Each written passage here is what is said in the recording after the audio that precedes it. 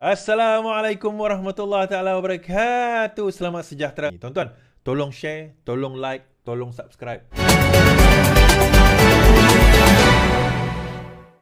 TMJ sindir Hans Isaac, isu Padang Stadium Nasional. Isu pembukaan Padang Stadium Nasional sekali lagi mendapat perhatian Tengku Mahkota Tuanku Ismail Sultan Ibrahim. Melalui satu hantaran di laman sosial, Tengku Ismail secara sinis membuat naik berkomen mengenai mutu Padang dengan memetik nama pengurusi Perbadanan Stadium Hans Isaac. Pemilik JDT itu berkata keadaan Padang berada dalam standard yang bagus bagi menghadapi final 2024 4 hari lagi. Standard yang bagus untuk final Parliament nampaknya formula anda menjadi, tulis TMJ. Isu keadaan Padang SNBJ menjadi perhatian setelah konsert Coldplay berakhir yang menyaksikan sebahagian pembukaan Padang kurang memuaskan. Pada 24 November, TMJ berkongsi gambar keadaan rumput di stadium berkenaan. Hantaran itu menunjukkan seolah-olah TMJ tidak berpuas hati dengan kualiti Padang setelah konsert itu yang berlangsung dengan lebih 75,000 penonton. Menerusi gambar yang dikongsi, beberapa bahagian Padang terutama di kawasan Gelanggang Keramat, Harimau Melaya dilihat lompong dan tidak kelihatan rumput berwarna hijau lagi. Padang SNBJ yang menggunakan rumput jenis Zion Zeosite itu pernah dikritik hebat apabila ada bahagian yang tercabut ketika aksi Harimau Melaya menentang India dan Tajikistan tempoh hari. Baik, saya dalam isu ni saya bukan nak membela Hans Isaac sangat lah, tapi kita kadang-kadang kita kena tengok benda ni kena objektif. Alright. Yang pertama sekali, sewaktu Padang itu mula-mula ditanam dengan rumput tersebut atas nasihat TMJ juga sebenarnya, pada waktu itu Hans Isaac sendiri mengeluarkan, kalau tak salah saya lah Hans Isaac ataupun konsultan yang mengeluarkan perkataan. Sebelum itu saya nak beritahu konsultan kepada Padang di Johor JDT, saya rasa lah adalah konsultan yang sama yang sekarang ini menguruskan rumput di Padang di Stadium Bukit Jalil. Okey, itu yang kita kena faham dahulu.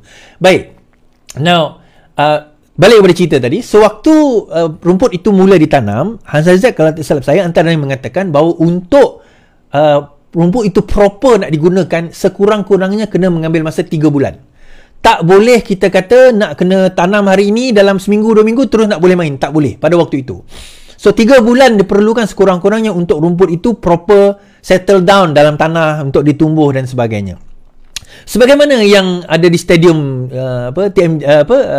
di stadium di Johor lah, di stadium Johor, stadium apa orang kata yang TMJ punya stadium tu, itu yang diperlukan. Tetapi pada waktu itu ada perlawanan, kalau tak salah saya Pesta Bola Merdeka kan, dan juga perlawanan yang lain yang berlaku pada waktu itu memerlukan stadium tersebut digunakan. Jadi dia sebagai pengurusi stadium, dia tak ada pilihan lain. Dia kata tak nak bagi, menteri dah bagi arahan, perlawanan dah dirancang, so tak nak guna. Okey. Now timbul pula isu yang kedua sekarang ini bila melibatkan konsert Coldplay. Now konsert Coldplay itu macam kita kata dah dijual tiket dia lama, sejak lama dahulu. Okey, kita tak nak justifykan benda itulah, itu dah berlaku. Dan bila apa orang kata rumput itu ditanam, of course yang tahu pasal rumput itu sepatutnya konsultan. Yang sepatutnya boleh membagi nasihat adalah konsultan, bukan Hans Isaac. Hans Isaac bukan bisnes menanam rumput. Dia hanyalah pengurusi kepada stadium tersebut.